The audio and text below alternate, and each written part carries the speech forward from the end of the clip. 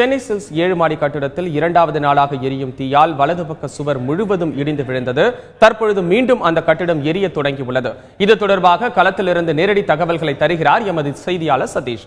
சதீஷ், சொல்லுங்க, முன்பக்க சுவர் முழுவதும் இடிந்து விழுந்திருக்கிற நிலையில மற்ற 3 பக்கத்திலும் கட்டிடத்தோட நிலைமை எப்படி இருக்கு? அதாவது நேற்று அதிகாலை இந்த சென்னை சில்ஸ் தனியார் கட்டிடத்தில் இந்த தீ விபத்தானது ஏற்பட்டது. குறிப்பாக நாம் சொல்ல வேண்டும் என்றால் நேற்று இரவு, அதாவது இன்று அதிகாலை 3:20 மணி அளவில், குறிப்பாக சொல்ல வேண்டும் என்றால் 3:20 மணி அளவில் இந்த பக்கவாட்டு சுவரானது 7 மாடி கட்டிடமும் இடிந்து அந்த கட்டிடத்தின் உள்ளே விழுந்திருக்கிறது. தற்போது நாம் நின்று கொண்டிருக்கும் இந்த பகுதியில் நாம் இந்த காட்சிகளை காணலாம். குறிப்பாக சொல்ல வேண்டும் என்றால் முன்பக்கம் திடீரென நாம் நின்று கொண்டிருக்கும் பொழுது அது எரிய தொடங்கியிருந்தது.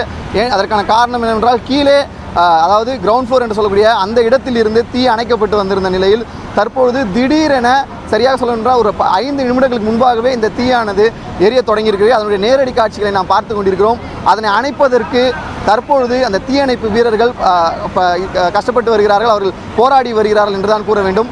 பக்கவாட்டு சுவரை பொறுத்த வரையில் அது முழுவதும் கான்கிரீட்டால் மூடப்பட்டிருந்தது.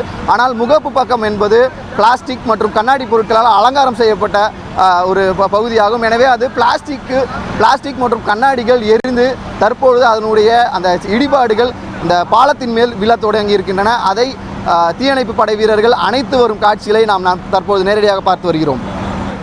சதீஷ், கட்டிடத்தோட முன்பக்க சுவர் இடிந்து விழுந்ததால அருகாமையில் உள்ள கட்டிடத்திற்கு ஏதாவது பாதிப்பு ஏற்பட்டிருக்கா? அதாவது கட்டிடத்தின் முன்பக்க சுவர் எதுவும் இடிந்து விழவில்லை.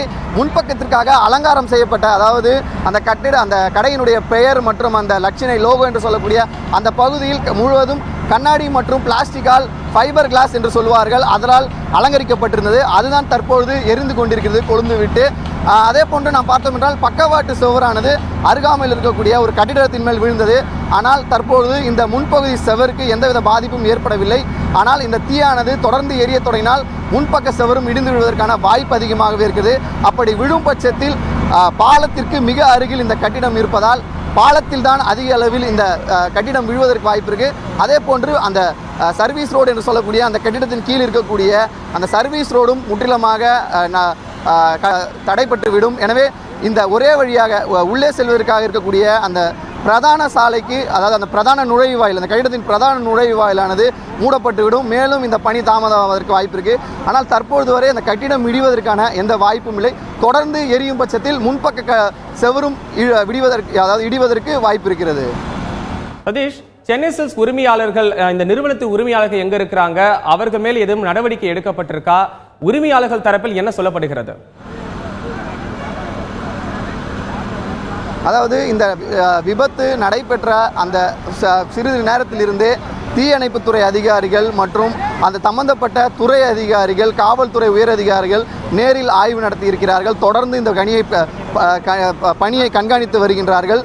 குறிப்பாக சொல்ல வேண்டும் என்றால், எனவே அந்த கட்டிடத்தின் உரிமையாளர் பற்றிய எந்த தகவலும் தற்போது வரை கிடைக்கவில்லை. எனவே ஆனால் நிச்சயமாக இந்த ஆய்விற்கு பிறகாக ஒரு முழுமையான ஒரு முடிவிற்கு வந்த பிறகு, அதாவது இந்த தீ விபத்திற்கான காரணம் என்ன, அது எப்படி நடைபெற்றது, ஏற்கனவே தீநகர் பகுதியில் உள்ள பல்வேறு கட்டிடங்கள் முறைகேடாக அனுமதி இல்லாமல் கட்டப்பட்டிருப்பதற்கு ஏற்கனவே பல்வேறு எடுத்துக்காட்டுகளும் நீதிமன்றங்களில் வழக்கும் உள்ளன. எனவே நிச்சயமாக அந்த தீக்கான காரணமும் அதே போன்று இந்த மீட்பு பணிகள் தற்பொழுது நிறைவடையும் பட்சத்தில் அடுத்த கட்டமாகவே அந்த கடை உரிமையாளர்களிடம் இது தொடர்பாக விசாரணை நடைபெறும் என்று எதிர்பார்க்கிறோம். உங்கள் தகவலுக்கு நன்றி சதீஷ். சென்னை சில்ஸ் கட்டிடத்தின் உட்பகுதி இடிந்து விழுந்துள்ளது. 28 மணி நேரமாக கொழுந்துவிட்டு எரியும் தீயை கட்டுப்படுத்த முடியாமல் வீரர்கள் திணறி வருகின்றனர். இதனால் தீநகரில் நொடிக்கு நொடி பரபரப்பு அதிகரித்துள்ளது. இது தொடர்பான நேரலை தகவல்களை அங்குள்ள செய்தியாளரிடம் ராமச்சந்திரன் கேட்கலாம். வணக்கம் ராமச்சந்திரன், தீ விபத்துக்குள்ளான கட்டிடம் எப்பொழுது இடிந்து விழ ஆரம்பித்தது? அது குறித்து விரிவான தகவலை பதிவு செய்யுங்க.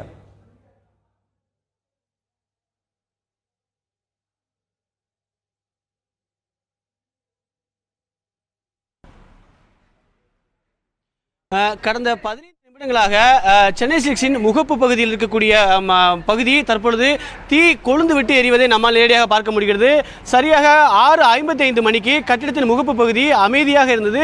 திடீரென்று கட்டிடத்தின் முகப்பு பகுதியில் தீ கொழுந்து விட்டு எரிகின்றது.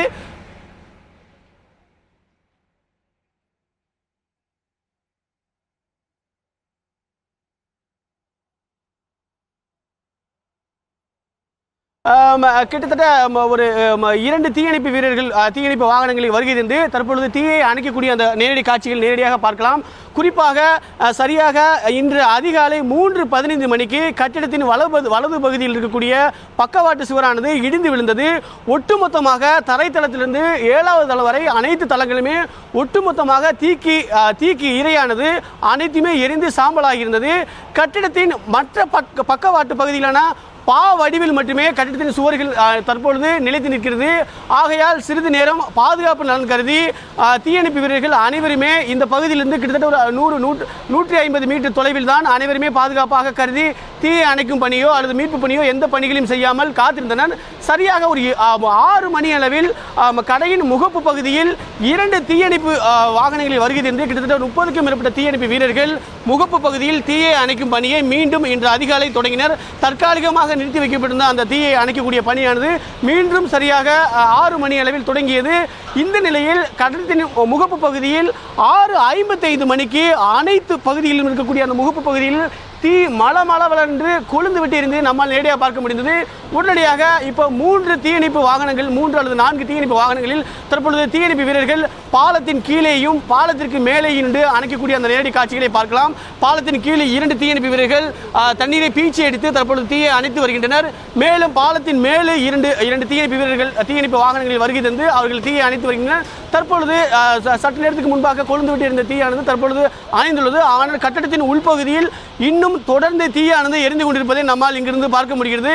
ஏற்கனவே கடந்த நேற்று இருந்த அந்த தீயானது ஒட்டுமொத்தமாக புகை மண்டலமாக காட்சியளித்தது. தற்பொழுது புகை மூட்டம் குறைந்த அளவில் காணப்படுகிறது. அதிக அளவில் தீயானது உள்ளே கொழுந்து விட்டு எறிவதை நம்மால் இங்கே நேரடியாக பார்க்க முடிகிறது.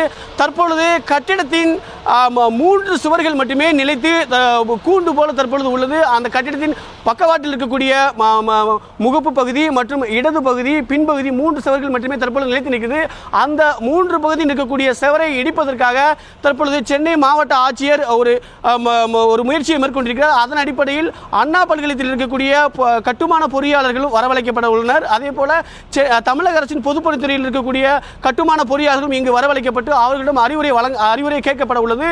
அந்த அடிப்படையில் இந்த மீதி இருக்கக்கூடிய 3 பகுதி பக்கவாட்டு சுவரை எவ்வாறு இடிப்பது அல்லது மற்ற பகுதியில் இருக்கக்கூடிய எதிரே இருக்கக்கூடிய மேம்பாலமோ அல்லது கடையின் வலது மற்றும் இடதுபுறமோ 2 பகுதியிலுமே கிட்டத்தட்ட தலா 7 கடைகள் பல்வேறு வகையான கடைகள் உள்ளன. அந்த கடையில் இருக்கக்கூடிய சுவர்களுக்கோ அல்லது கடைகளுக்கோ எந்த பாதிப்பும் இல்லாமல் ஒட்டுமொத்தமாக இருக்கக்கூடிய அந்த பக்கவாட்டில் இருக்கக்கூடிய அனைத்து சுவர்களையும் உள்ளே கீழ்த்தளமாக கொண்டு மற்ற பகுதிகளுக்கு சேதம் ஏற்படாத வகையில் எவ்வாறு இடிப்பது என்பது குறித்து அவர்களிடம் அறிவுரை வாங்க உள்ளனர். அந்த அடிப்படையில் அடுத்த கட்டமாக தீயணைப்பு வீரர்கள் தங்களது பணியை மேற்கொள்ள உள்ளனர்.